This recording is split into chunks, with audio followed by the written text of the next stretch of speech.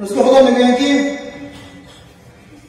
این احببتم ان يحبك الله ورسوله ادوا اذا اؤتمنتم واستقوا اذا حدثتم واحسنوا جوار من جاركم.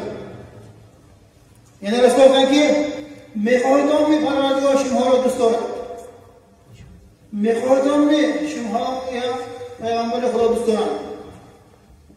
این خیر باشه.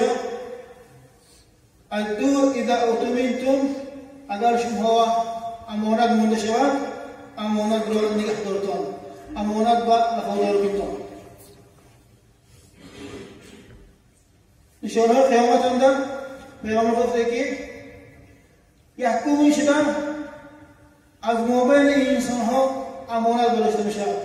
آخرین شدن از دین هاشون فقط نماز میمونند. گفته همون نشانه های قیامت پیغمبر خدا بیان کرده. من انسان امانت و به اعتبار شدنش، یک انسان سخنش با یک انسان ملکش با به اعتبار شدنش، امانت کسب خیانت کردنش، این و انسان هم گناهکار کنند، هم پیغمبر خدایا هم پروردگار از محبتش این انسان دور میکنه است.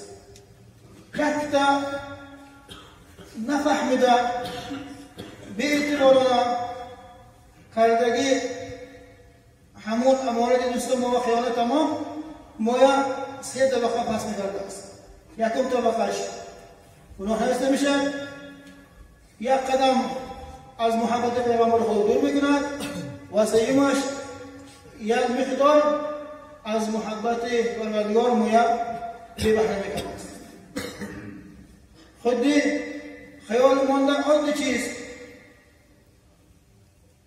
خفاش همیشه است گفته بی پروایی نکردگی یکتا به امانت مویا همیشه درجه پس میکرده است. اگر مؤمن آدم امانت داره و با امانت داری خودش تربیت کننده داریم، دماغ دارد که هر سه حال گفتگی چیز رو به انسان میرسد است. گاه خطاها می بسیارش می محسوب کند، دعا می اجابت نشدنش مویا قلب ما خیره کند. این چیز با ما سبب خواستن نیافتن ما از تحلیل سبب کلامدگی امانت داری مانده نبودگی شد با فراموش شده. خودش امانت سیکی امانت یک برادر مایا یک آبروش یک چیزش یک اشیاش که همه چیز نگه داشتن برای ما فرمودش لگید. اشکی من نگو، اشکی من نته، این اشکش نداند. لیکن از سبب ما دانست همون کار بهده ما همه چیز سبب شده و سبب ما همون دوست مایم عیبش یا سخنش یا یک گوهر و به این دخلدار یک اشیا از جاش دیگه جواب برفت. همین اندر ما حس کنیم که خدا مایا مابین خدا مایا مابین پروردگار یک پرده کردیم که حلاوت عبادت میبرشتگی دعای کنده میکردگی یک پرده خیانت گفته که پرده مابین ما بستگی سو بشتیم. برای همین مومن آدم آدم این چیز با به اعتبار نمیشه. و دویمش واستقوا اذا حدثتم، اگر شما سخن کردن اذن داده شود، سخن کردن برای شما لازم شود، سخن طول گویید، فقط گهراز نمید. درون سخن خونده نفهمیده برای احوالت برآمدن، برای انسان مسخره کردن دیگه یک سبب بهده بهوده ما درنی سخن همانده یگان کلمه دروغ استفاده بردن ما از محبت خدا دور کردنش استردگ آدم از بحر اینکه زبان میبرد که گپ دروغ نمیزد. این چیز که تربیت کردن خود به حد مشقت است.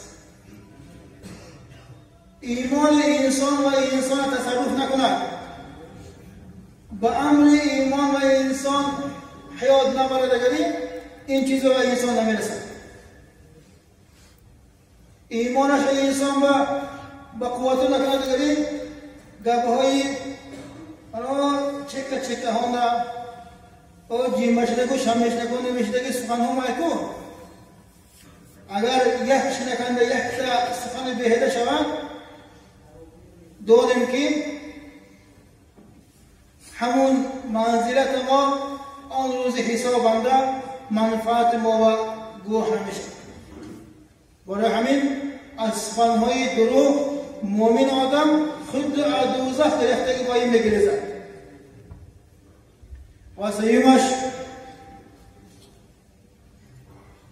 همسایی دیوال شرکتان به شما نازک ندفتن.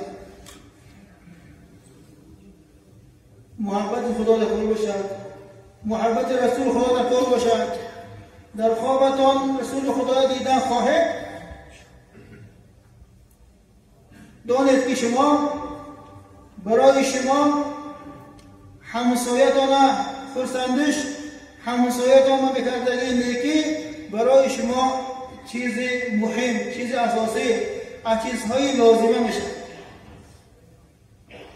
دو همسایه از سبب دنیا باید اگر سخن نکرده مونه امید کم نمید و های نه دعاش جواب میشد نه عملش قبول میشد و نه روز قیامت انده و این انسان ها نه سوال نیک میشه.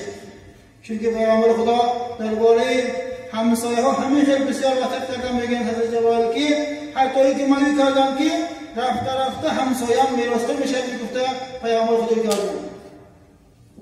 همین خیلی مهم انسان های ما به اعتبارانه یا که آزار رساندن ما قلب ما لرزه و ناآرام این چیز برای مومن آدم نیک نمیشده است. مومن آدم همسایش که خارجش نمیشده است.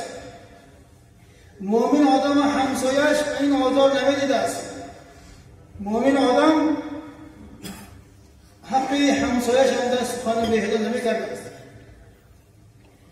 هر سه همین امروزه رساندگی سخن رسول خدای اگر حفظ کرده تانسته دیگر انسان ها هم رسانده تانه مگری انشاءالله اسلام کدام رونق بگیرد. قلبنده ایمان جا شده حضور ایمان حضور دعا حلاوت ایمان را ما انشاءالله متشدیم. سبحان ربك رب العزة عما يصفون وسلام على المرسلين والحمد لله رب العالمين. اللهم احسن عاقبتنا في الامور كلها واجرنا من خزي الدنيا ومن عذاب الاخره برحمتك يا ارحم الراحمين.